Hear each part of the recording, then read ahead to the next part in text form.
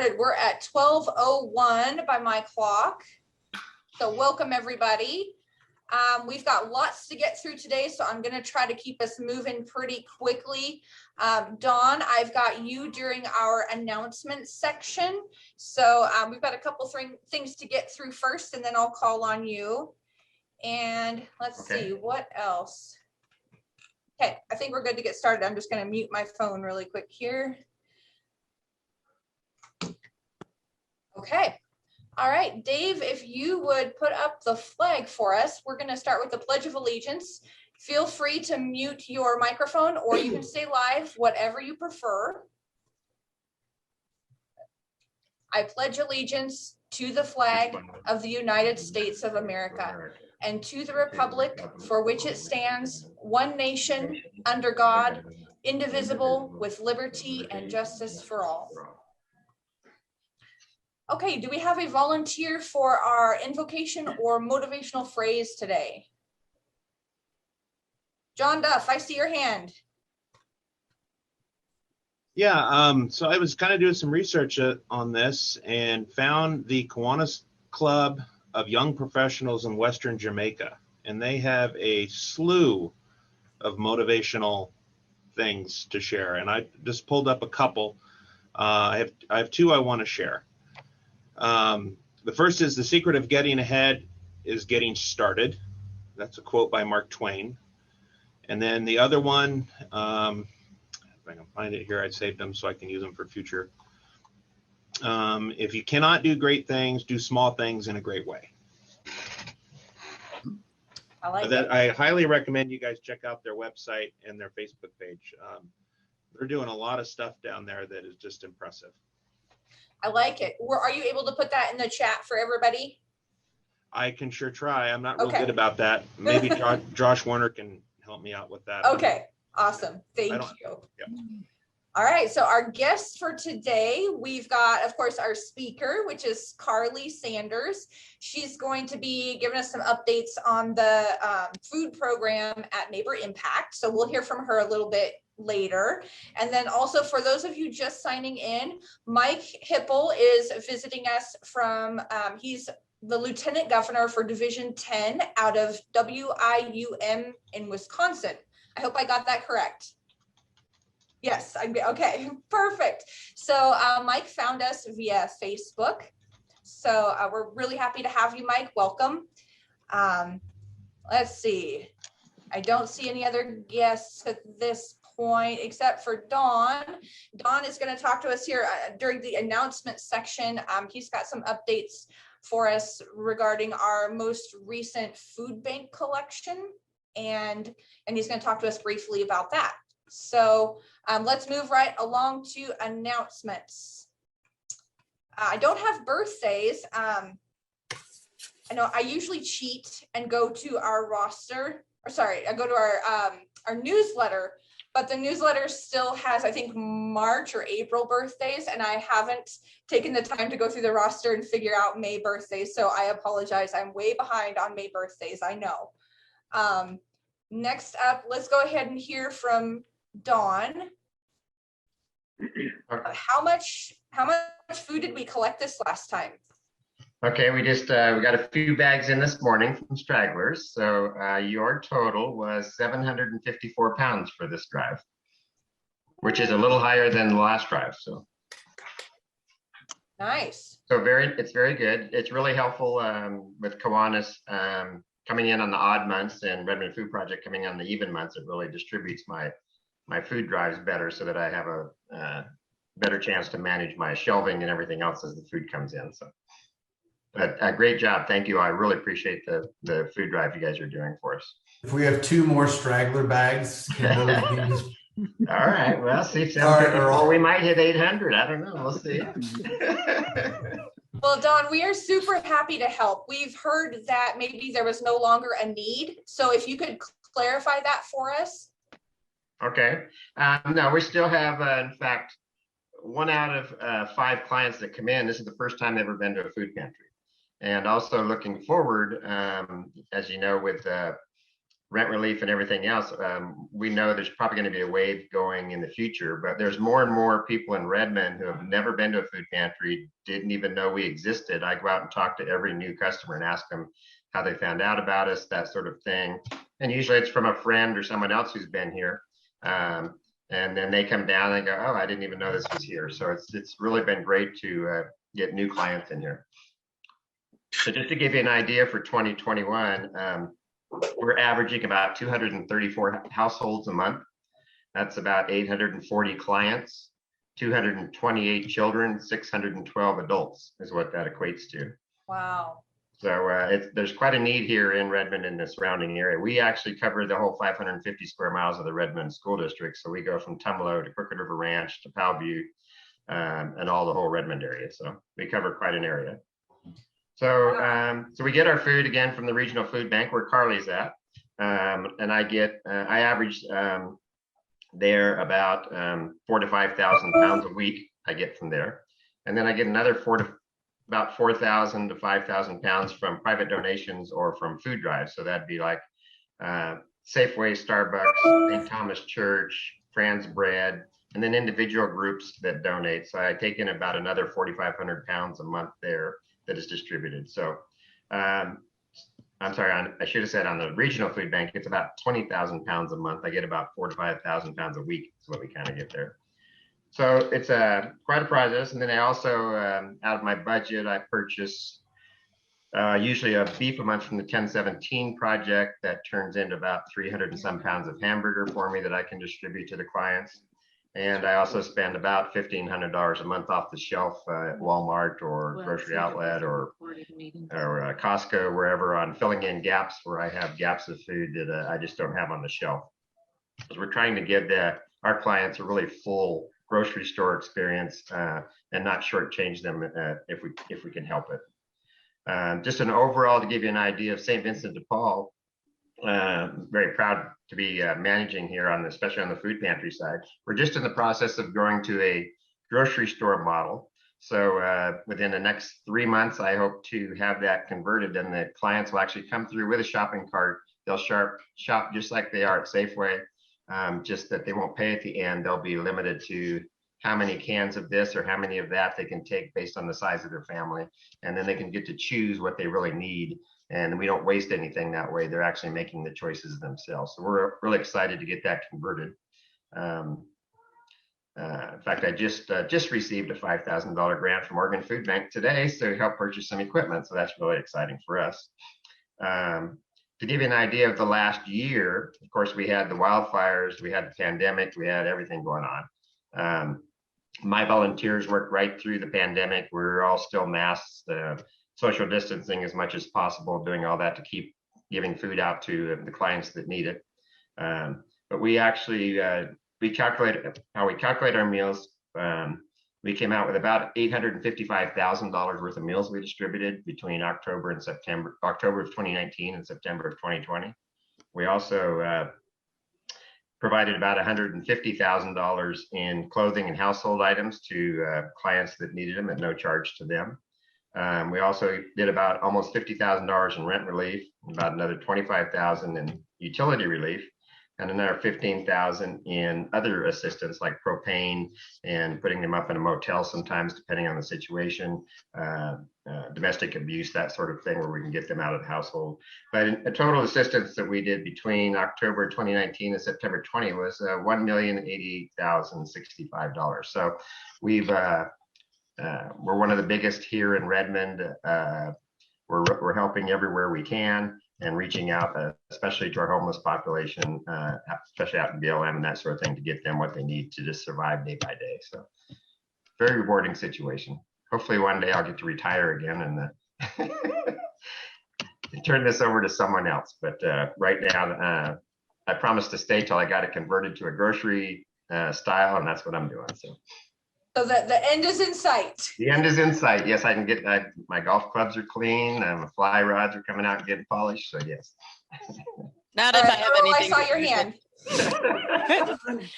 One of the things that we've heard several times now is that you're actually having more food and you may not even be able to distribute it all, that you have too much. Is that the case or not? No, we've never had too much food. Again, we get a lot of our perishables we get from the food bank. And then again from Safeway and other local businesses through Fresh Alliance, we get perishables. But in canned foods, it all depends on how the clients are coming in. It fluctuates. Right now, there's a lot of SNAP money out there, and you have unemployment out there, and you've had the stimulus checks out there. So we are down in numbers a little bit from what we were in 2018, but we're seeing it start to slowly climb back up again. So we're getting up to about 80% of what we were in 2018. So they are starting to come in more and more. And again, first timers, a lot of first timers are coming in that have never been here before. So thank you very much. Appreciate okay. it. Don, you said that you still have to go out and spend about $1,500 a month to give more of a well-rounded meal. Right. What are some of those items that you're having to buy that aren't regularly being contributed? Okay, so the food bank where Carly's at, she'll probably talk about that in hers. Okay. They get a lot of the USDA and the staples, rice and pasta and some canned goods, but not always. So sometimes we might have a lot of one thing, and then the next month we have none, or we don't see it again for 2 or 3 months. So like canned fruit, right now there's no canned fruit in the food bank, so I go buy canned fruit.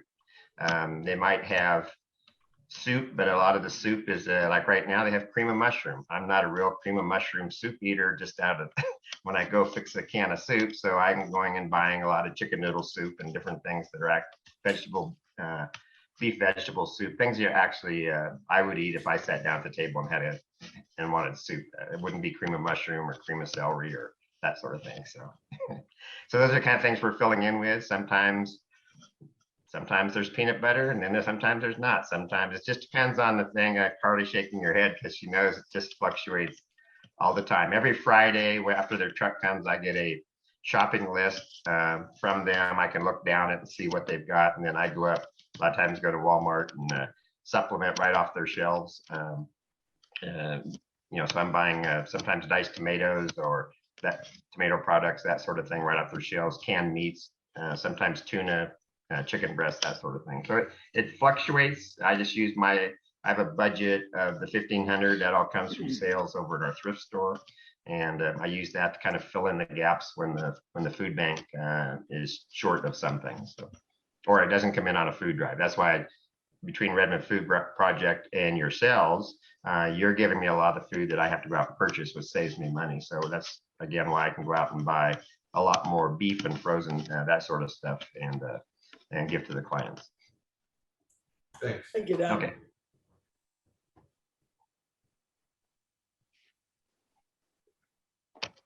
Any other questions? And anytime any of you want to come over and take a tour, I will be glad to take you through, show you what we do, show you what the process is in general. So, and if you wait a few months, you'll actually be able to hopefully see us in a grocery shopping model. So we're real close. I got my paint clothes all set aside. I've been working all weekend painting. So. All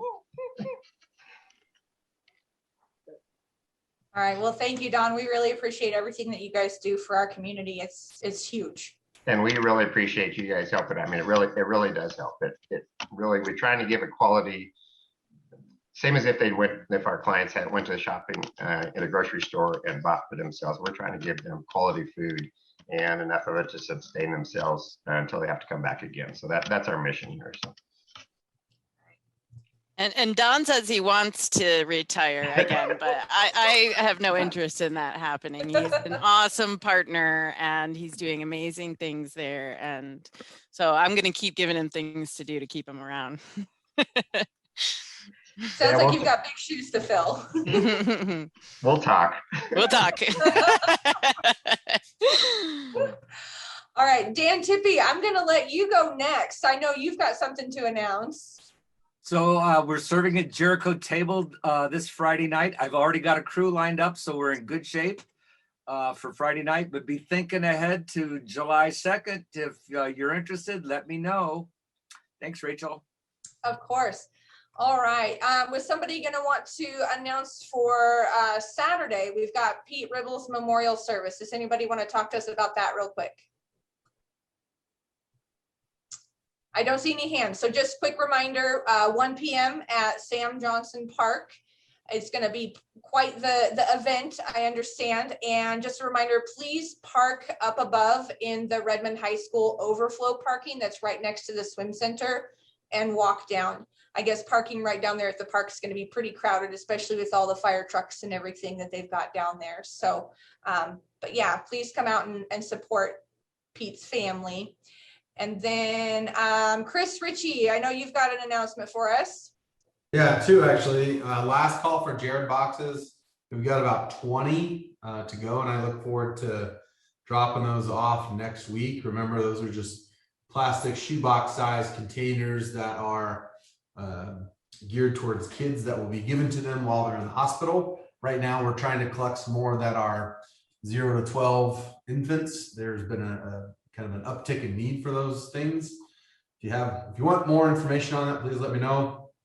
And then next Saturday, the 12th, so not this coming Saturday, but this following is going to be the Adopt a Highway, our opportunity to do a road cleanup meet at the Pappy's Pizzeria at 9 a.m. Many hands make light work, so the more we can get, the better. And if you wouldn't mind just letting me know, you will be able to be there. I don't need to know if you won't, but if you will, that way I can at least get a head count.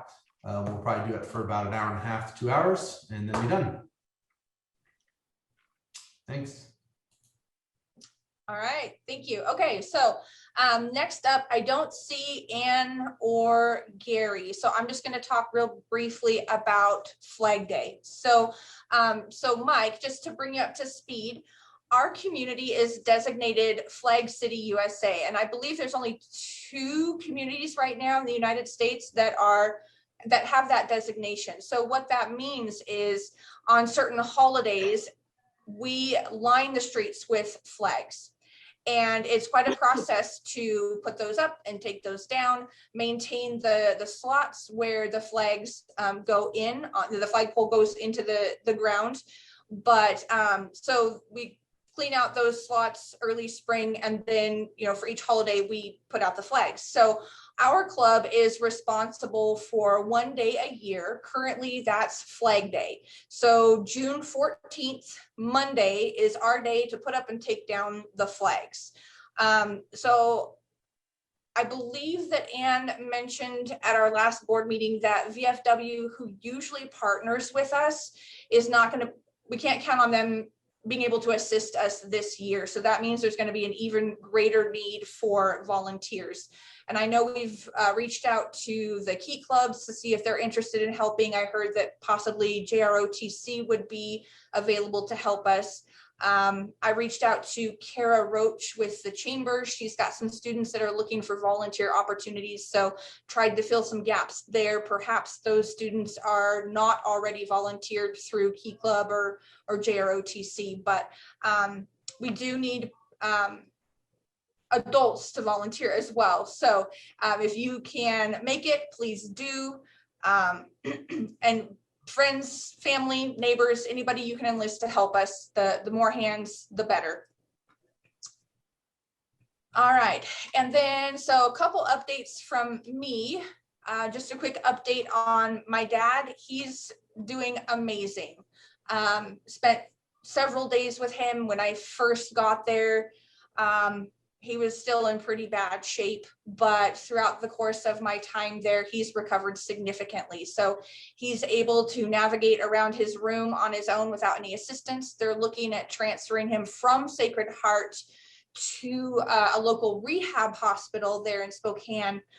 They told him at least 2 weeks there, which he's not happy about. He's very anxious to get home.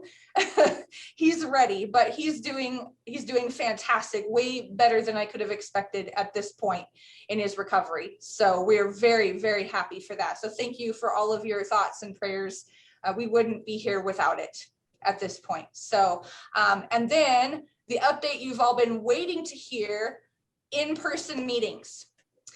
So we heard back from Juniper, and we are set to resume our in-person meetings Wednesday, June 16th. So wait for some more communication on that. Yes, yay! I'm going to send out an email. It includes their menu. It is an amended menu. It's not what you're used to seeing. We tried to negotiate with them a little bit on that, and they were not willing to budge. So what is on the menu is what's offered, period. But yeah, they're still encouraging those pre-orders just to have the best experience possible. It's easier for them if they can pre-make some of that food, kind of get a jump on it earlier in the morning. That way your food is hot and you actually get it before the meeting is over. So please, please, please pre-order. I'll include all that information in the email. But we are looking at Wednesday, June 16th, 12 p.m. at the View out at Juniper Golf Course. So okay, any other announcements before we move on? John Bruce. Yes, kind of a personal announcement. I still have a whole bunch of seed potatoes. They're red, and a whole bunch of onion sets I'd love to get rid of and somebody could use. Please drop by or give me a call. We'll get together.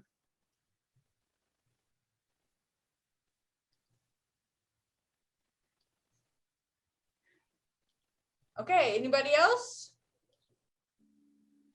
Don't see any hands. Okay, all right, so happy dollars. Who's happy today? Dan, I saw your hand. Did you have... So I got a happy $5. Spent the last 5 days with my daughter and her husband and our wonderful granddaughter Amelia on the Washington coast, and we had 5 days in a row of sunshine on the coast. It was wonderful. Earl. I've got a couple of dollars. I'm very happy that the National Honor Society and the Key Club at Redmond and the Honor Society at Ridgefield really participated in our food drive this time, and we were able to get some bags from them, and they are talking about doing this again during the fall when they come back from school. So I'm really happy about that. I'm also happy that both of those clubs have said they have kids who will help us during the flag drive, Chris. So there'll be some kids from the high school come down to help put them up, and some come down at night to help take them down. So that should be a help to us. So appreciate that. Let's see, Cindy. 20 happy dollars. I'm so excited to meet you guys in person. I've been a member, many months now, and I don't know if I would recognize you if I saw you on the street. That might not be a bad thing.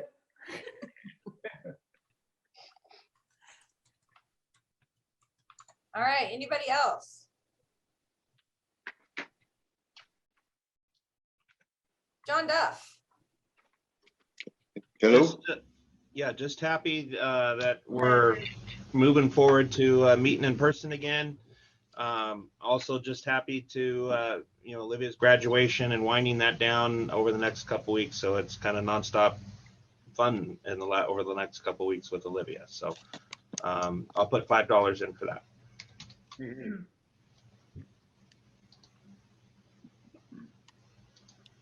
Let's see, Dave Kimmel, I saw your hand. Okay. I've got $5 happy dollars for, we're so pleased the leadership group at both Ridgeview and Redmond High took on the program of the backpack weekend food for students and have done a fantastic job. It's been a good experience for them, good learning experience, and it's worked out really well for us during the pandemic.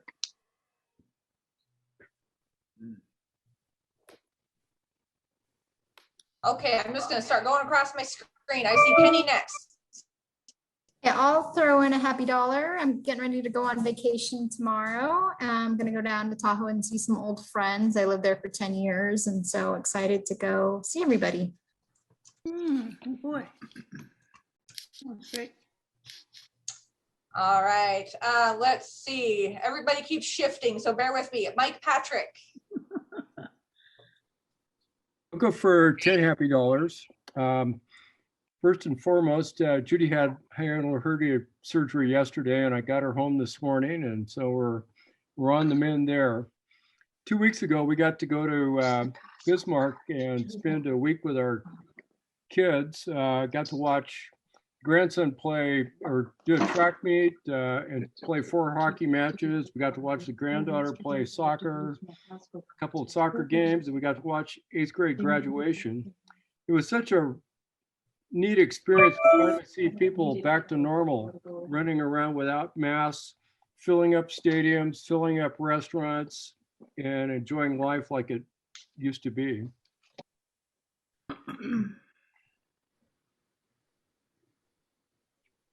I have to say, when I was in Spokane, they were not wearing masks either. It was so strange to be walking into a business without a mask on. I felt like I was being bad. Hannah, I saw your hand.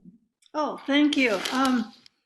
This weekend, Memorial Day, we went to the very well organized, nice service there for veterans, and I brought my picture of my dad, and I was telling the story to Ann Graham out there, and the reporter came up to me, and I got to be part of the interviews on Central Oregon Daily, and to honor my dad, who was imprisoned in a German war camp in World War II. And then also I was going to put in that this Friday through Sunday is Wear Orange weekend. So wear orange for National Gun Violence Awareness Day. And then I was also going to mention that the day after we have our first meeting in person, the Rotary Club's going to have their first meeting in person, and I'm going to be there doing a presentation for them that day. So I think all those things add up to $15. Probably. Thank you.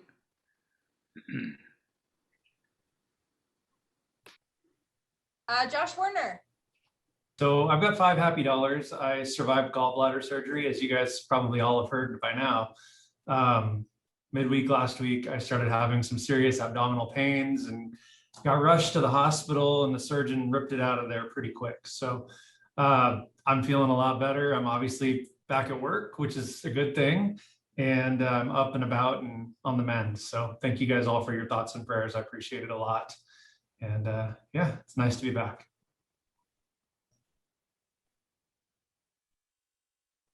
All right, Mike, I see your hand.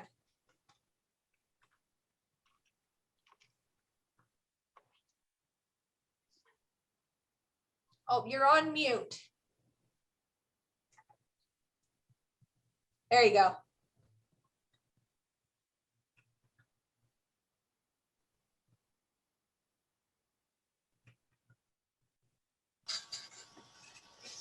Thank you for letting us to join the meeting. We need to leave, but love to do an inner club with our club sometime. Absolutely. We'll make sure you get the contact information for that. Thank you.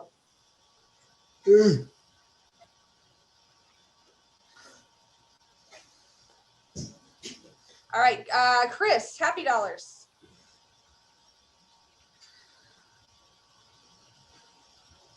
You're on mute, Chris. Thanks, Dave. Rookie mistake. $5 for 90+ degree weather.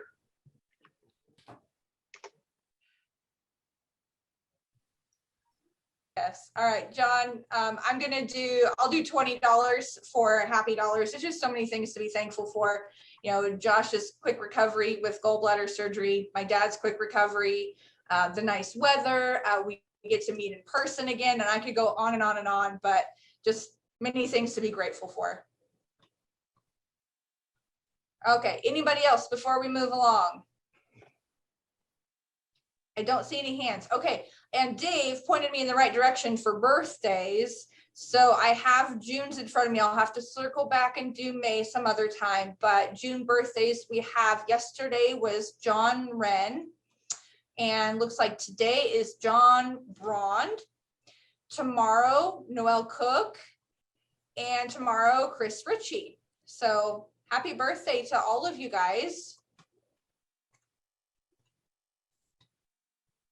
And okay, so joke for today is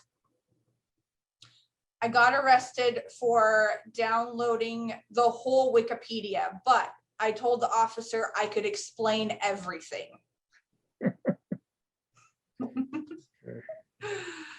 All right, so Carly, the floor is all yours. Welcome and thank you for being here.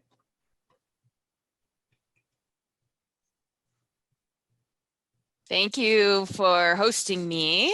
I do have a PowerPoint presentation. Do you? I think I can. I think I can share my screen. Yeah. Hold on, just a moment.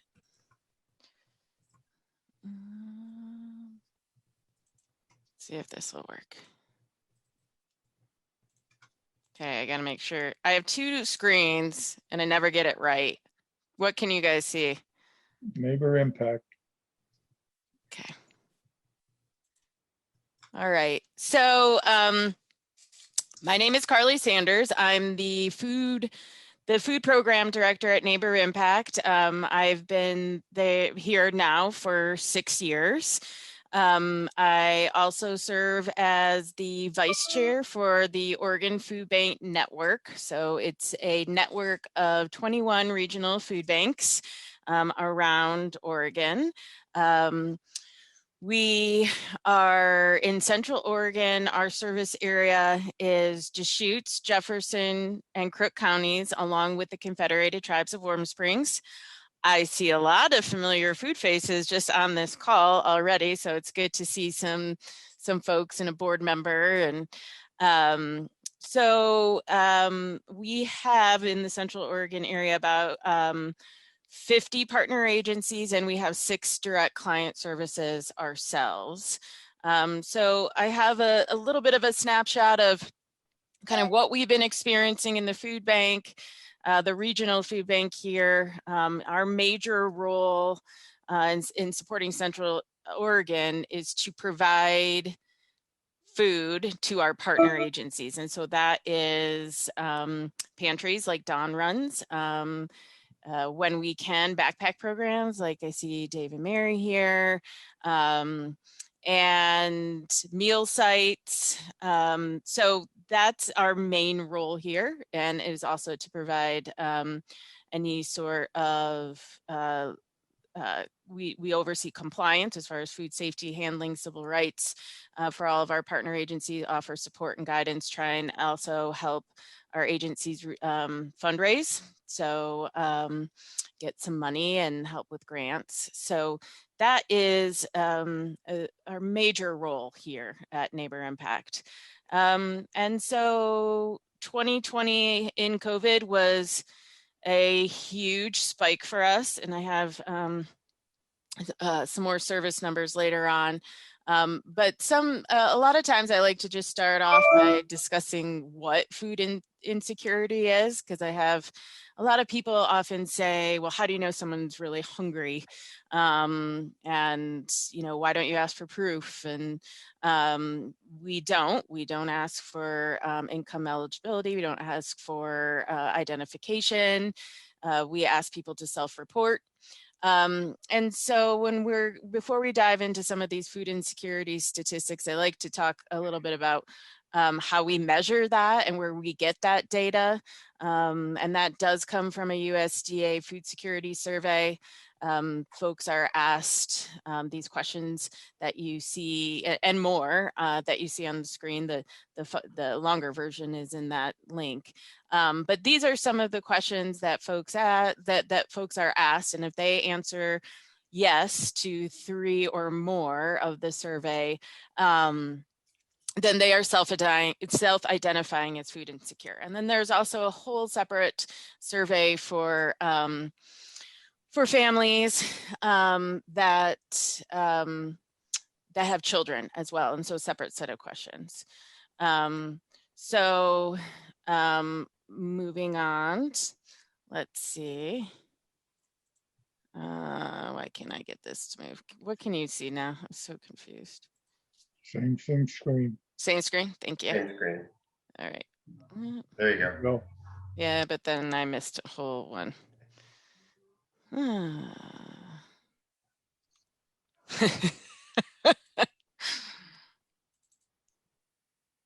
right, so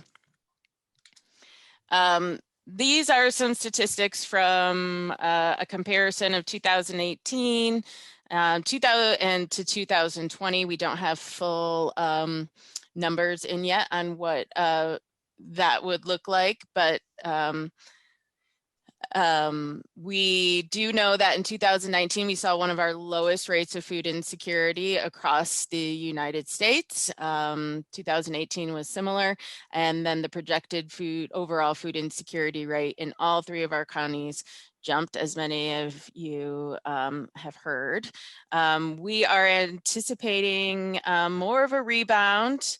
We do have statistics on individuals served from 2020 into 2021.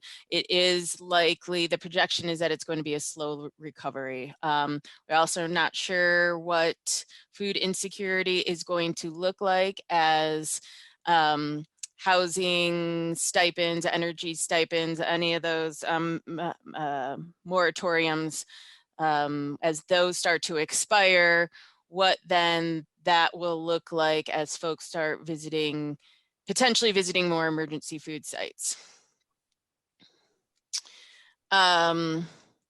So this is kind of the then versus now, a little bit deeper dive. So in 2019, again, when we saw some lower statistics, well, within our direct client services and our partner agencies, 28,000 individuals in Central Oregon were served. Our peak in 2020 was 31. Now we're kind of circling back to that 28,000. We do distribute for our area typically more food than most other regional food banks do. So we went from 57,000 pounds of food distributed weekly to peak of 75,000. We're at about 70 now. And we averaged about 6,000 volunteer hours over to 86. And as of end of May, we're at 1,000. We had 2 direct client service programs, and we have 6. We were at shopping style distribution for a majority of our partner agencies, and we moved into pre-box distribution. Though our partner agencies are starting to, with the higher rates of vaccination, we are starting to, as Don mentioned, come back to that shopping style distribution. So that is really helpful. Some of our changes in service have been obviously in person. A lot of our agencies moved to a drive-through service. You can see there at the top of the screen, that is our mobile pantry. We used to do a distribution twice a month in Prineville only. We are now in Redmond, Prineville, and Lapine. The anticipation is that we will grow soon into Sisters as well. We also helped open up a USDA pantry in Warm Springs. So that is now run out of the former commodities building. So we are also delivering food boxes to folks, houseless folks in Bend who are in isolation shelters and motels. We also do direct delivery to our Head Start families under our umbrella. So we've been tapped into really taking on, instead of more of a just resourcing type role, more into our direct own distribution as well. We had lots of changes in food resourcing, as Don mentioned. It's always an interesting guess as to what will come in. So a big portion of our food in this last COVID year and through now has been through USDA channels. There was also a big what was called Farmers Feeding Families food box program. That was also a USDA program that has ended. So those were, as you can see on the left side, produce boxes Those evolved into then combo boxes of pre-cooked meat and dairy. It changed quite a bit. And we are actually doing a lot of our food resourcing with purchase money with local vendors. We were given a fair amount of food purchasing dollars. So in order to fill in the gaps, kind of like what Don does, we just do it at on a larger scale to fill in the gaps for our partner agencies. We've purchased over $100,000 worth of food just to make sure that our end clients, have a well-rounded food box. So we were able to purchase with COVID relief money a new truck. We have installed a semi-permanent tension structure on our property to be able to house more of the food. Our warehouse is only 2,500 square feet, and it is not large enough to move the 4 million pounds of food we do in the past year. We don't have adequate cooler and freezer space as well. There is a very good likelihood that we will be building a brand new warehouse to meet our needs. As Don had mentioned, we did see a dip, but we are coming back up again. And with the growth of Central Oregon and being such a fast growing population and housing prices being so high and housing inventory being so low, we aren't seeing a full relief of what we experienced pre-COVID. So one thing that I think this is interesting, I mentioned that we did food bank, that we do a lot of direct client services through our mobile pantry. And that was something we fundraised for a few years ago and brought to our program. And we were able to get some data from Oregon Food Bank, and we were able to see how Neighbor Impact saw our distribution compared to what the state did and what the Portland metro area did. So here are 3 graphs. The top graph is individuals served duplicated, which is statewide. Which is with Portland Metro. So you'll see this big spike in 2020 Q4, right around obviously the peak of COVID. And then things have really dipped down back into the first quarter, September 2021, 2020. But if you take a look at that middle graph, you can see overall statewide numbers have gone down and never really peaked statewide. And I did hear one question, somebody asked about whether or not there's too much food to move. And it's not a matter of too much food. It's a matter of having enough agencies and volunteers to get the food out. So across the state, most of our regional food banks and pantries, many of them closed for a while, or volunteers couldn't come because the average age of a volunteer was too high of a risk to do distribution. And so what we saw was, yes, we were getting some food flow and emergency food flow from the government, but because resources were so limited, across the state, most agencies had to close or alter services. So the food that was needed, because the food insecurity rate was up, was actually not being able to move out the door. So those that did stay open, they were hit really hard. The bottom graph is how Neighbor Impact saw our distribution models. So we saw similar to what Portland did, whereas we had our peak and now we've gone down. So that was the most amount of people we've served was in April and May of 2020. And the reason we saw the same kind of model that Portland did is because we tapped into our mobile pantry and found multiple sites to distribute food out, whereas most regional food banks didn't have that resource. So so Portland area, Central Oregon, and Salem, based on having our own individual mobile pantry models, were able to meet a greater need than most other food banks across the state. And so our food banking in 2021 is continuing to meet our folks where they're at. We will continue to look at underserved areas and look at our distribution targets. We expand our mobile pantry. A big focus is on South County. The Pine area is not experiencing a similar rebound as some of our other areas within Central Oregon. And our biggest push is, as it becomes safer to do so, encourage our partner agencies to return to shopping style. And some of our collaborative partnerships include, we partner with High Desert Food and the Farm Alliance to co-run a veggie prescription program. We plan on opening a distribution with the schools in Culver in August. Our hope is to have a mobile pantry with Lapine Community Health Center in the fall as well.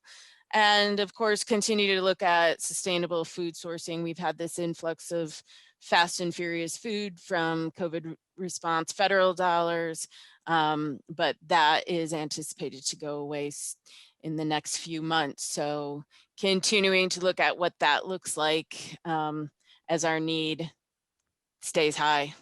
So that's a little bit about what's going on in Central Oregon food insecurity. Any questions?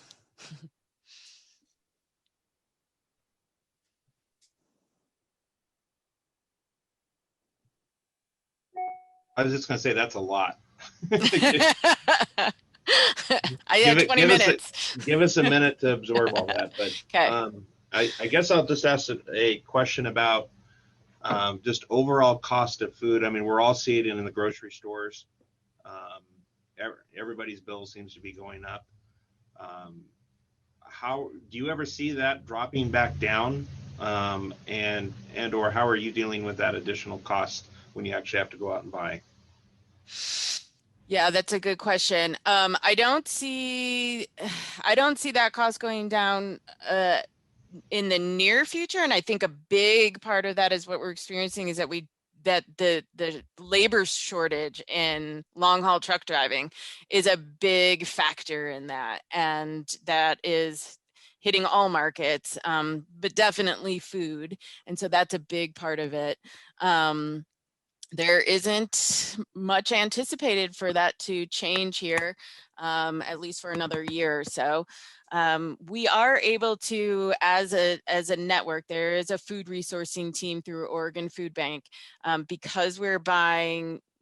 The 21 regional food banks around the state can collectively buy with half of our federal COVID dollars. We are able to get some competitive pricing, and then and because it's been covered, we don't have to share that cost with any of our partner agencies.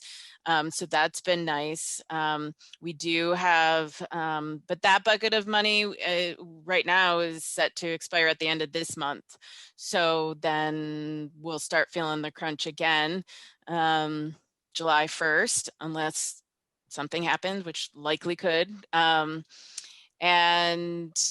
the one nice thing, I think what we're hearing through our network of partner agencies is that that Neighbor Impact has been able to cover the cost of food because of the grants we've received and because of the federal COVID response money, that some agencies have been able to save money or raise dollars and not spend as much. So anticipating spending a little bit more on food come July and forward is something that we are starting to have conversations with our agencies with. But you know, I mean, we just take a look at it. We fundraise. We also ask foundations for food purchasing money. So just kind of take it as it comes. But yeah, it's a crunch for sure. And I will say, I'll add one more piece to that is typically the biggest bang for our buck is fresh produce compared to shelf stable food items. So in the last year, we've been able to spend a little bit more money on shelf stable food, but actually fresh produce we get more for the volume. And so that's something that type of food resourcing is something we continue to dive into. And it's also truly, I mean, there's 3 top desired food items in a pantry when a client comes through. And number 1 is meat, 2 is dairy, and 3 is fresh produce. So when we take a look at all 3 of those, produce is the most economical. So we do typically lean heavy in on that and allow and tell folks sometimes, why don't you come shop us first if you know you're going to be food insecure for a few months, come shop at one of our agencies, come shop at our mobile pantry, get the produce that you need, and then fill in the gaps with the rest of your remaining budget at the grocery store.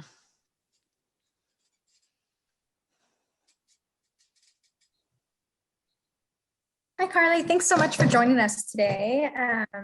And I loved your presentation and all the data. It was a lot to take in, but I love it. So I appreciate all your charts and graphs. Thank you.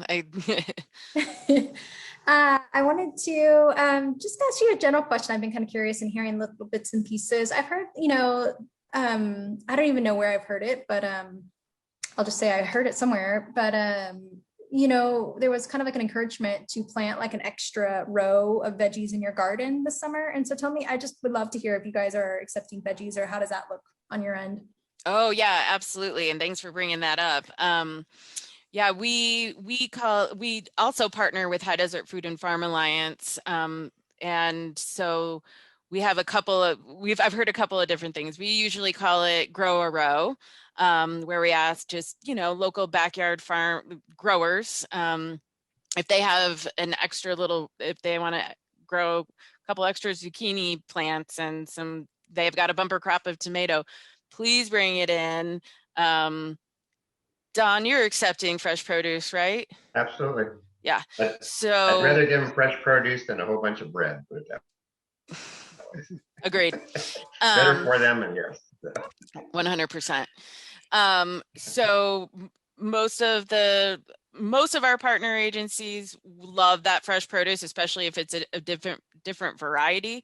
What we source most, we put a lot of our energy in sourcing our storage crops, because they travel well, they hold well. So your potatoes, your carrots, your onions, apples, oranges. So if someone in their backyard wants to grow an extra row of tomatoes and lettuce and zucchini, please bring it in either to us or a partner agency like Don.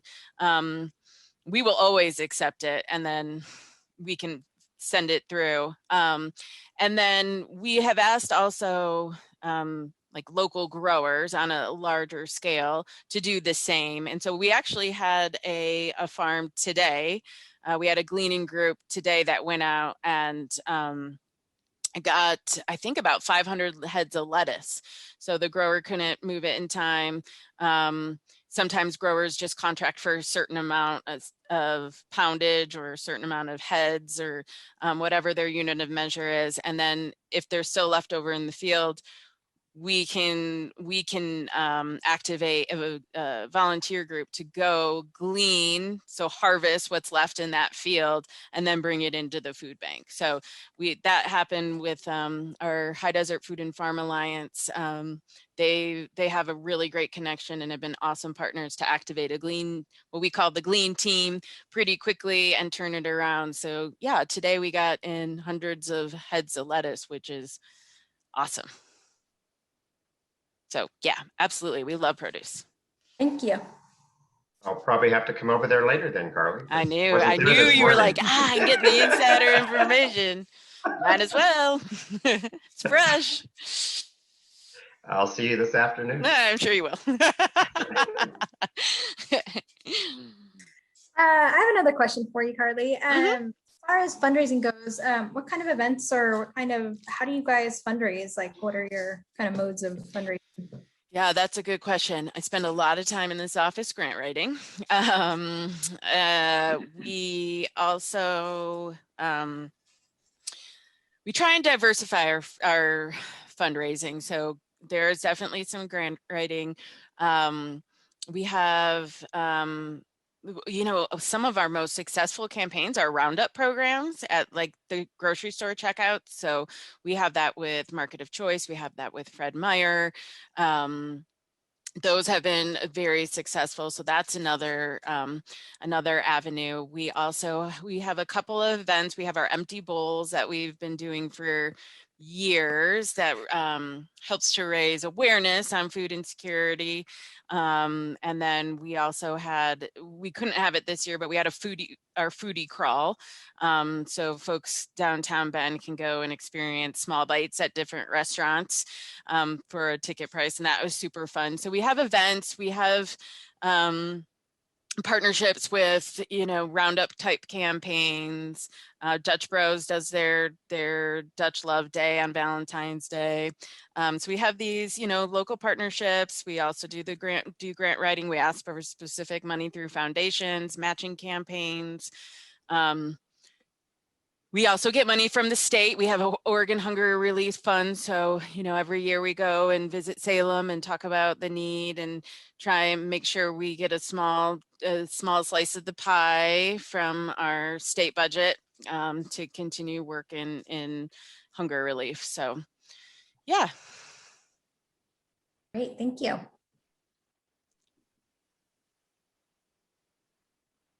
All right, we've got 3 minutes if anybody has one final question.